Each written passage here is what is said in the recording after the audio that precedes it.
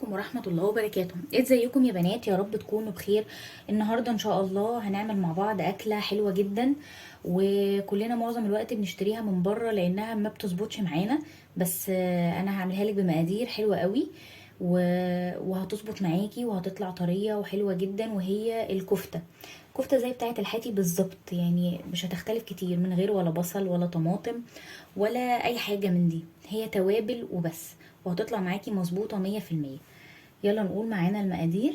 معانا نص كيلو من اللحمة، ومعانا معلقتين من البقسماط، معلقة من النشا، معلقة صغيرة من النشا، معلقة صغيرة من الدقيق، رشة فلفل، رشة توابل لحمة، رشة قرفة عشان اللحمة والفراخ انا بحط لهم قرفة، رشة من البابريكا، معلقة صغيرة من الكزبرة الناشفة، رشة ملح، ما تكتريش في الملح عشان ما تحدقش معاكي وعشان تطلع معاكي مظبوطة قوي قوي. الخلطة بتاعت سبايسي دي حلوة جدا جدا جدا في الكفتة. العلبة بيبقى فيها كيسين، وهو بيبقى مكتوب لك على العلبة الكيس على نص كيلو لحمة. انا الحقيقة ما بحطش الكيس كله على نص كيلو لحمة، بحس التوابل هتبقى كتير، بحط على النص بس. يعني ممكن معلقتين، هي اصلا اخر كيس خلاص عندي، عشان انا بعمل الكفته دي بيطلبوها مني كتير جدا في البيت، فبعملها باستمرار، فده خلاص كان اخر كيس عندي. تقريبا انا الكيس بستخدمه على 3 مرات، لان هو بيبقى فيه كتير جدا، بيبقى مليان لحد هنا كده، فكتير قوي انك تحطي التوابل دي كلها على نص كيلو لحمه، يعني انا شايفه كده. جربيها بس بالطريقه دي وان شاء الله هتظبط معاكي. فبحط ربع الكيس، وده هو اخر ربع في الكيس، فان شاء الله هحطه معانا هنا. ومعانا رشه من البيكنج باودر، اي بيكنج باودر بقى بتاع الكيك شيف ده، اللي هو الدريم، اي حاجه اللي يعجبك يعني. بس اهم حاجه رشه منه بتخليها تبقى بتنفش كده معاكي وتبقى طريه وحلوه قوي قوي. يلا بقى نقول نعمل مع بعض المقادير. لو ما عندكيش الخلطه دي بتاعت سبايسي او كنور او اي حاجه، ممكن تحطي توابل من عندك في البيت، معلقه من البصل البودر، ومعلقه من الثوم البودر، ومعلقه بقى من الفلفل والتوابل بتاعت اللحمه، ورشه قرفه وبابريكا، وكل الحاجات دي زي ما هي، وزودي بس عليهم الثوم البودر والبصل البودر، هتطلع معاكي مظبوطه 100%. بس انتي جربيها بالمقادير دي زي ما انا بقولها بالظبط. يلا معانا نص كيلو اللحمه، هنحط عليه كل التوابل دي، بالبقسماط، بالدقيق، بالنشا، اهو بالشكل ده. ومعانا باقي الكيس بتاع توابل سبايسي، ده مش اعلان ولا اي حاجه، بس انا عشان جربت التوابل دي كتير جدا بستخدمها يعني كتير، فحقيقي هي حلوه قوي يعني، فانا حبيت ان انا اقول لكم عليها.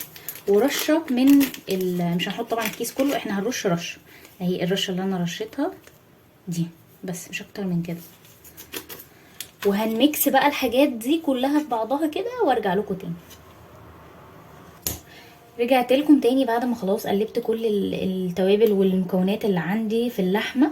ونسيت اقول لكم ان اللحمه متبقاش لحمه حمراء، لازم لحمه يبقى فيها نسبه دهن اقل حاجه، مثلا 25%، من 20 ل 25%، علشان ما تكشش معاكي وتطلع معاكي جوسي كده وبتبقى مظبوطه. فاللحمه لما تيجي تجيبي اللحمه من عند الجزار، قولي له عايزه لحمه يبقى فيها نسبه دهن، مثلا نص كيلو لحمه نسبه دهن 25%، تطلع معاكي مظبوطه وحلوه جدا. انا دلوقتي قلبت كل التوابل بتاعتي، وهحطها في التلاجة شويه ترتاح من التقليب وكده، وارجع لكم تاني بقى اقول لكم هنكمل بقيه وصفتنا ازاي. ورجعت لكم تاني بعد ما تقريبا فات نص ساعه، سبتها نص ساعه في التلاجة اهي كده. فهنعملها دلوقتي مع بعض. معايا الاسياخ دي اللي هي الرفيعه دي، هنعملهم بقى دلوقتي مع بعض. هناخد حته كده بالشكل ده، انا بحب اعملها تبقى وسط، يعني لا هي كبيره قوي ولا هي صغيره قوي، بالشكل ده كده. ادخل كده واعمل كده، وتدوسي بقى عليها وتفرديها في السيخ كله كده بالشكل ده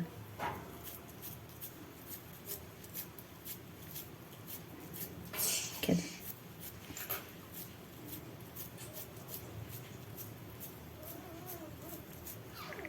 اهو كده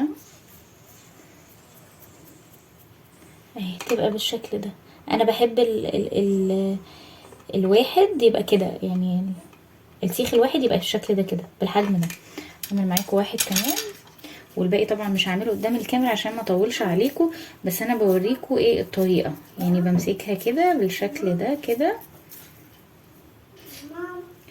اهو، واعمل كده وافردها بقى على السيخ كله. اهم حاجه تبقى ايدك مظبوطه وتعملي كله قد بعضه اهو بالشكل ده، وافضل افرد كده. وانا بفرد بدوس. حقيقي جربوها بالطريقه دي وبالمقادير دي ومش هتندموا، مش هتبطلوا تعملوها اصلا، وكل اللي هيدوها هيطلبها منكم اهي بالشكل ده. وبروح دايسه عليها كده اهي، تبقى بالشكل ده اهو. الاتنين قد بعض اهم بالظبط، نفس الحجم وكل حاجه. انتي اظبطي ايدك وانتي بتعملي. هعمل بقى باقي الكميه وارجع لكم تاني.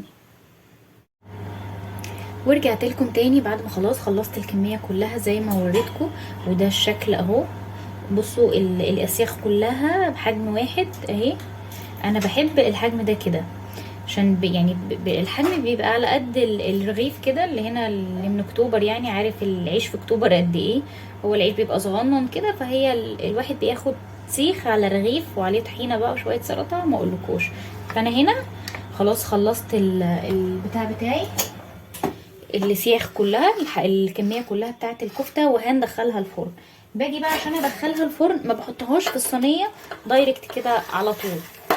زي ما انتم شايفين بجيب الصينيه بتاعتي وبفرش فيها من تحت ورق زبده او ورق فويل. اهم حاجه تنزل عليها الدهون اللي هتنزل من الكفته، علشان الصينيه ما تدهننش كده وتبقى يعني مهما هتغسلي فيها برضو هيبقى فيها دهون كده او ملمسها دهني كده. وبحط الشبكه دي كده من فوق. الشبكه دي ثانيه اظبط الكاميرا بس اهي.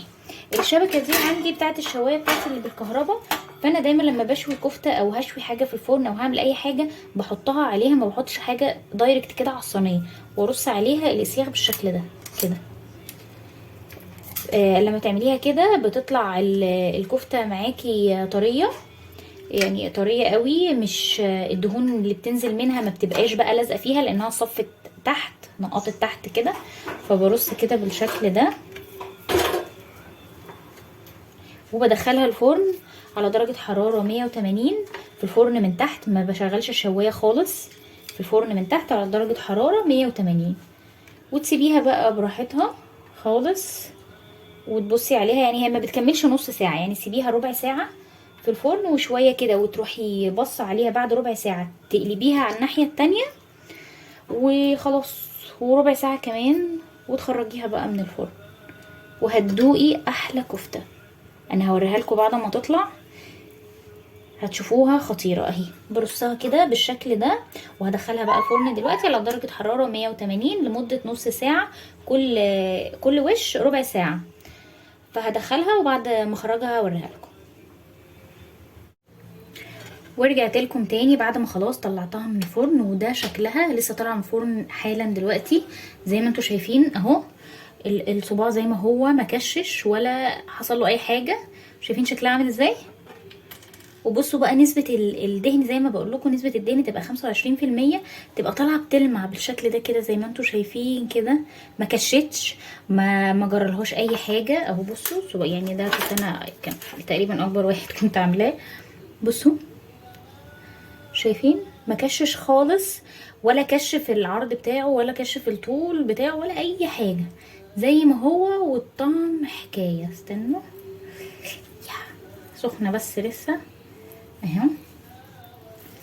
بصوا بصوا عامل ازاي وطري وطري زي ما انتوا شايفين كده وجميله وزي الفل اهي. بص من جوه بقى مستويه وطعمها حكايه. وعايزه اقول لكم الريحه قلب الشقه. يلا بقى احطها في طبق وارجع لكم تاني. ورجعت لكم تاني بقى بعد ما خلاص حطيتها في الطبق بالشكل ده زي ما انتوا شايفين. وحقيقي طعمها حكايه. ممكن تعمليها بقى جنب، انا هعملها النهارده جنب سلطه خضراء وبتاع ده وسلطه الطحينه. وهنعملها سندوتشات في العيش كده. ممكن بقى ساعات بعملها جنب مكرونه، ساعات بعملها جنب رز بسمتي. يعني الكفته من الحاجات اللي بتبقى حلوه جنب اي حاجه. هتعمليها جنب اي حاجه طعمها حلو جدا، وجربيها بالطريقه دي زي ما انتم شايفين كده. طعمها حلو يعني انا بقول لكم طعمها حلو عشان احنا جربناها كتير يعني، وطريه. وحقيقي حقيقي مش هتندمي ومش هتبطلي تعمليها، واللي هيدوقها عندك هيقولك اعمليها تاني من غير ولا بصل ولا طماطم ولا اي حاجه، هي بالتوابل اللي انا قلتلك عليها دي وبس. اتمنى اكله النهارده تعجبكم، وما تنسوش تعملوا لايك للفيديو ده وسبسكرايب للقناه. باي باي.